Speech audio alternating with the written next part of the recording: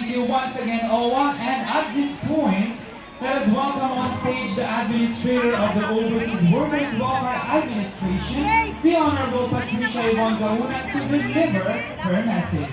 Magandang umaga, Hong Kong! Parang hindi maganda pa ang umaga, maulan. Naimbagabita, bigat! Tama ba? Maayong aga! Maayong buntag! Magandang umaga po, isang pagbati mula sa OWA at sa Department of Migrant Workers. Alam niyo ba, papunta rin dito ngayon ang ating mahal na Secretary Hans Leo J. Gakdak.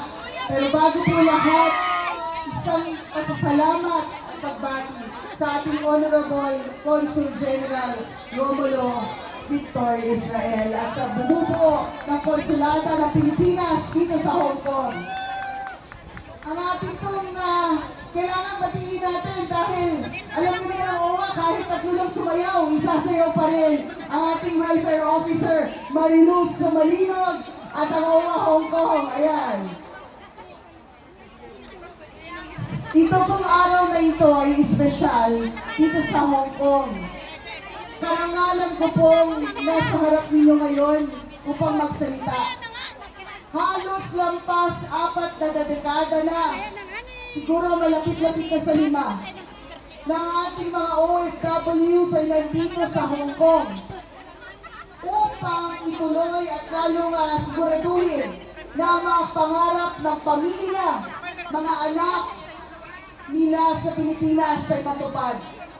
Ilan na po ba ang mga graduate na mga Pilipino, anak na Pilipino dahil sa sakripisyo at hirap ng mga OFWs dito sa Hong Kong?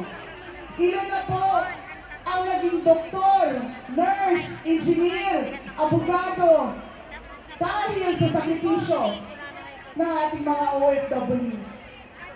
Kami po sa OWA, itutuloy ang tulungan ng ating mga kababayan. Noong isang linggo po ay nandito rin kami sa Hong Kong at pumirma ng MOA with TESDA. Ito ay para lalong bigyan ng oportunidad ang ating mga kababayan na ituloy ang kanilang upskilling at training para sa kanilang mga trabaho or livelihood or negosyo sa Pilipinas. Ang tema po, ngayon pong araw na ito, of course, celebrating our 128th Independence Day. Nandiyan din po ang 11 Kapangyarihan Friendship Celebration na siya namang nagbibigay ng recognition sa friendship ng Pilipinas at ng Hong Kong.